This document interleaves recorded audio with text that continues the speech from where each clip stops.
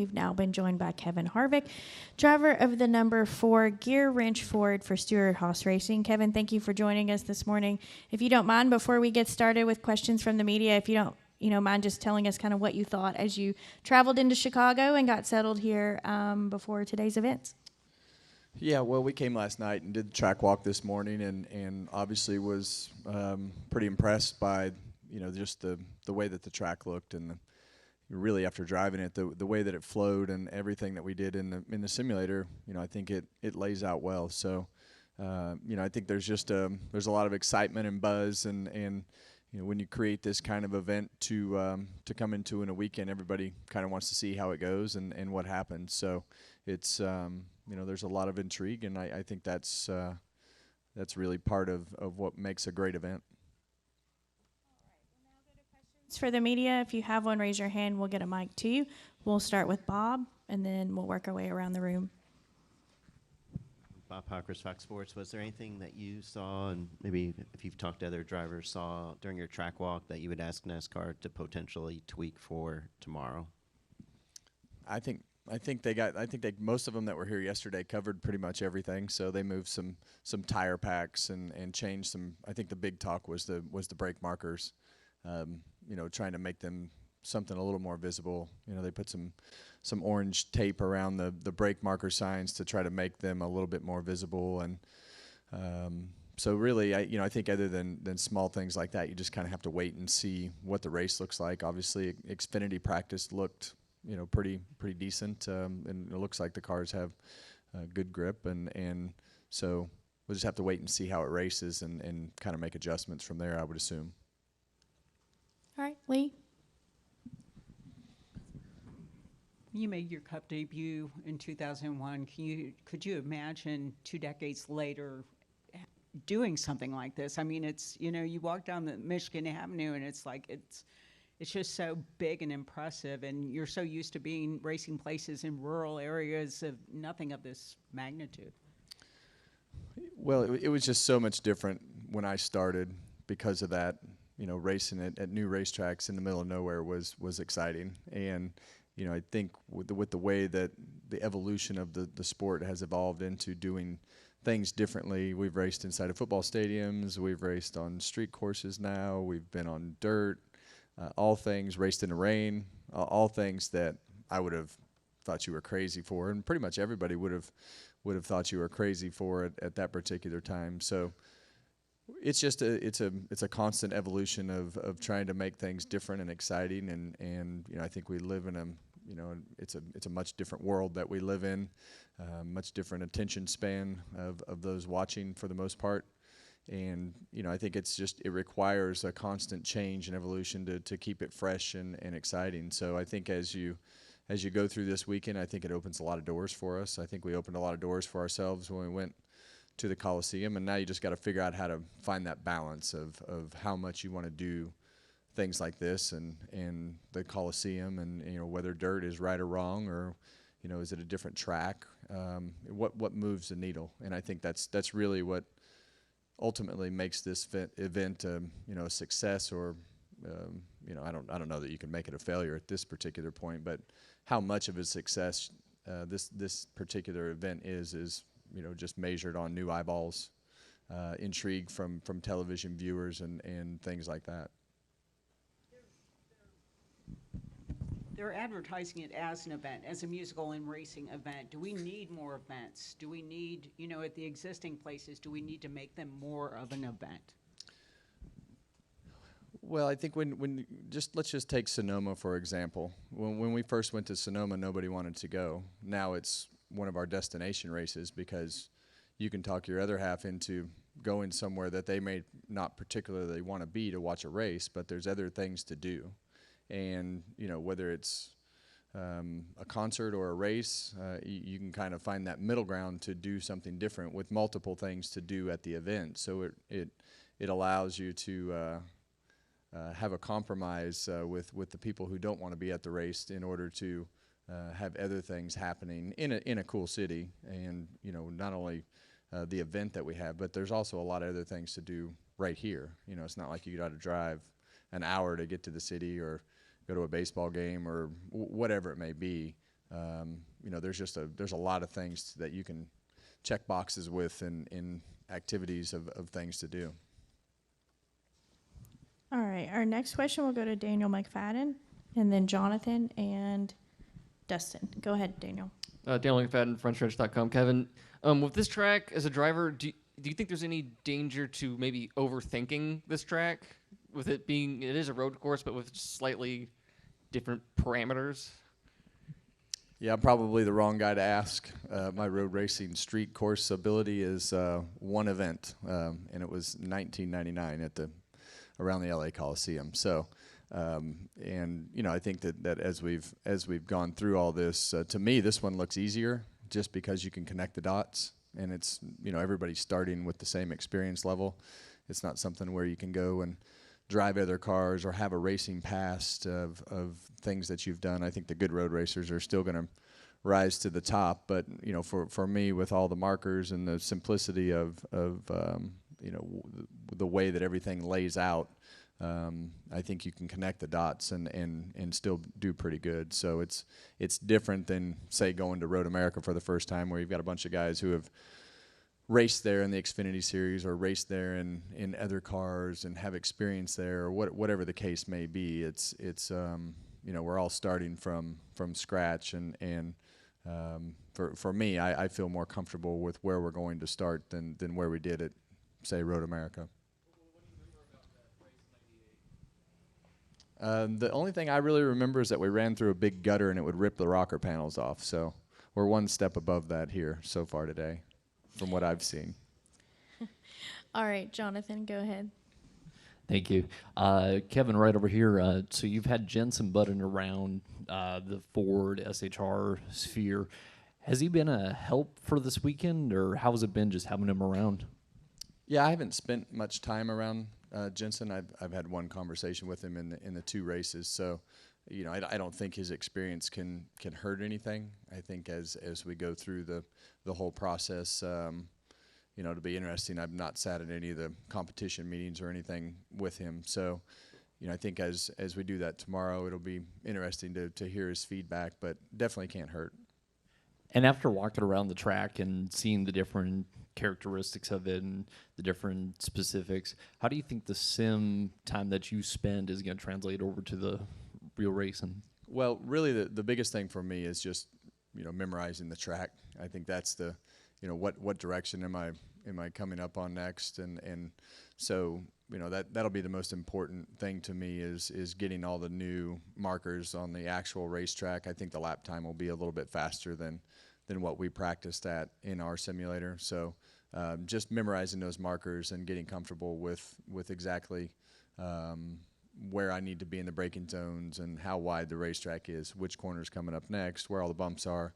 That'll be the main thing for me, is to memorize all that stuff in the first 50. All right, we're going to go Dustin, Nate, and then Kelly, and then we have a question over here. Go ahead, Dustin. Dustin Long, NBC Sports. I believe you were in the room when I asked Chase about the restart zone here, and I'm just curious your feelings about it, and I'm assuming you heard him talk about, the way COTA ended from his viewpoint was embarrassing for everybody involved. If you kind of felt the same way about that situation, and if this is maybe a way to kind of solve the problem. Yeah, I think the theory was to spread the cars out more, getting into turn one. So it seemed to work well at some of the racetracks like Portland and places that well, the place that we've seen it so far. Sonoma didn't really have that same type of problem with the way that it's laid out. So hopefully, I think when you look at Portland, it allowed the cars to get spread out and not have that huge effect of 4 or 5 cars nose to tail, and so. It's a tough balance just because of the fact that the car is so durable. I think it's tough just because the car will do that, and you start to get frustrated and participate just because you at some point probably were on the other end of it getting spun out, and so it's it's a fine balance. Again, Ryan Blaney's incident into a concrete barrier. I know NASCAR's talked about, they're going to move forward and look at other tracks, but just from a driver's perspective, to see something like that happen, is there a frustration, or is there an understanding of, cars are going to find different spots and can't get everything covered, or that's not a good excuse. Yeah, I don't think that's a good excuse. I think that spot should have been covered. We've gone to some of these new racetracks and had bare walls, and I think that's probably just needs to be done a little bit more aggressively in order to make those situations right. It's just a firm reminder that we can hit anything anywhere. It's just you're not guarding for the everyday accidents. Obviously, it helps them, but you're guarding for the weird incidents like we had with Kyle Busch at Daytona, and Ryan's was very similar to that. So I think that's really what you're looking for. So definitely needs to be a little bit more thorough on that side of airing too much, not enough. All right, we're going to go to Nate and then Kelly. Go ahead, Nate. Nate Ryan, NBC Sports.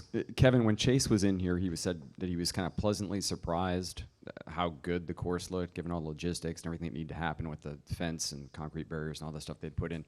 And he said that gave him confidence that NASCAR could do this in other cities.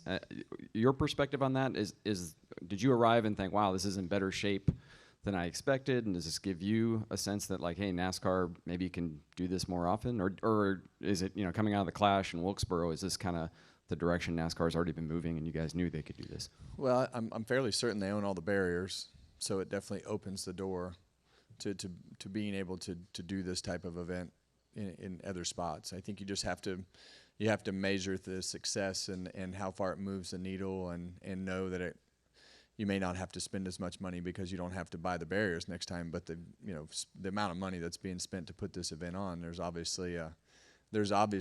to be a level of I guess excitement that moves the needle in order to keep doing that. So I think it definitely, you have to start somewhere and you have to step out of that box and do things differently. And I think we have a lot of room to still explore and do things and show our product off in different cities to different people. I think they told us there was over 80% of the fans here this weekend will be people who have never watched a NASCAR race. So yeah, if you're going to grow the sport, you're going to have to do stuff like this. And I'm the same when I walk the track. And luckily, Julie was the last person that I saw before we walked across the track. They've just done a good job. And it flowed well on the simulator, and I'm sure it looks like it flowed well in practice for the Xfinity cars. And I don't expect anything different with our cars. So it's been, from the time I walked in the hotel and the way that it was organized and structured, and it felt like old school NASCAR to me. With the things that have happened since I've walked off the plane to come into the racetrack, into the hotel, and into the racetrack, and so it's been a great experience so far. All right, we're going to go to Kelly. Just a heads up, we have about 5 minutes left with Kevin, so we're going to get to as many people as we can, but if you can help me with not asking a lot of questions at once, that is helpful. Thank you. Kelly Crandall, Racer.com. Kevin, is this an event that you have to come to with just an open mind? There's been so much talk and hype, everything leading into this event. Obviously, it's so different. Do you try to come here and just give it a chance before coming in with maybe preconceived notions of how it's going to be? I think you have to, because I made the mistake at the Clash the first time we went and said, I thought it was going to be a disaster, and it turned into a great event and great race. And I think you have to just do it, because you just don't know. You just don't know how these types of things are going to turn out. So an open mind definitely is better than walking in just trying to figure out how to make it fail and trying to figure out all the flaws in it, because there are going to be things that probably don't go 100% right. But going through all these new type of events kind of changes your mindset to how you approach it, because you see the enthusiasm, right? Like, you can feel it, you can see it. You definitely don't have this many colleagues sitting in your press room on a weekly basis. So there's obviously something different this week that moves the needle.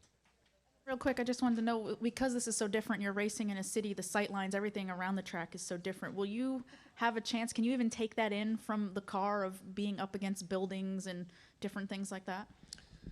Well, it's obviously going to be different, but I think once you fall out of those first few laps and you start to pick up all those reference points, it'll just settle into, the next corner. So that's the I think the part that as a competitor you kind of fall into this trap of not really enjoying the surroundings and all the things that go with that. I think you'll probably see some cool pictures of things as you come out of the event and realize, just the magnitude of coolness that went along with what we're getting ready to do. All right, we'll go Jerry and then to Jay. Go ahead, Jerry. Jerry Jordan, kicking the tires.net. Just looking ahead real quick to Loudon. You won 3 of the last 8 there. What's so good about that track that no matter what the package is, that you run strong? Yeah, it's been a great. Our flat track stuff has been really good. Our short track stuff has always been really good. And I think as we go, this year our short track stuff is in the same category. So it's definitely a racetrack that we're looking forward to going to, and I can't wait to finally, hopefully, get to victory lane. It's after Nashville having the fastest car and having a tire go flat, and Phoenix and a couple of the other places where it just seems like it all hasn't come together. But they're doing a great job of putting fast cars on the racetrack, and Loudon is one of those places that just checks a lot of boxes in order for us to go up there and hopefully have a good weekend. All right, we'll go Jay and then Jordan. Go ahead, Jay. Hi, Kevin. Jay Cohen, Associated Press. We've heard from a couple of drivers so far that the sponsor interest in this race in particular was pretty high. Did you experience in that? And in your experience, and how much of that has to do with just being in this market and all the activation possibilities and being in the city that's such a business center? I'm spoiled. Our sponsors have been in place for a long time, but I know that the Gear Wrench group that is on the car, they've brought a lot of people and have activated throughout the weekend. We don't have a lot of activity outside of that, but I know that there's a lot of intrigue, from people wanting to watch, and you get the question of what do you think it's going to be like, and it's come up several times in our meet and greets over the last several weeks. So there's a lot of intrigue there. Our sponsor stuff has just been in place for a long time. Go ahead, Jordan. The Athletic, when you look at the 36 race schedule, if you could, how would you kind of lay it out in terms of the balance between super speedways, short tracks, intermediates, road courses, street courses, etc., in terms of the number of races you kind of would see, at each kind of type of track? Yeah, that's a great question. I think that obviously the road course number is going up. It seems like everybody wants to have more short tracks and things that go along with that side of the world. So I think you have a lot of room to be flexible with whatever is the hot ticket, right? I think that's the most important thing. What's the hot ticket? What's going to put the most butts in the grandstands and the most eyeballs on TV? So if it's short tracks and street courses, then we need to migrate to a few more of those, and I think there's still a lot of room for Canada and Mexico and a lot of things in North America to move to that we have been at before. And Montreal was always one of the marquee races. It opened up a different fund from the sponsorship side and was always full of people. So I think there's a lot of room to move stuff around, especially from places that have a couple of dates that traditionally don't have the best crowds and could be good one race tracks.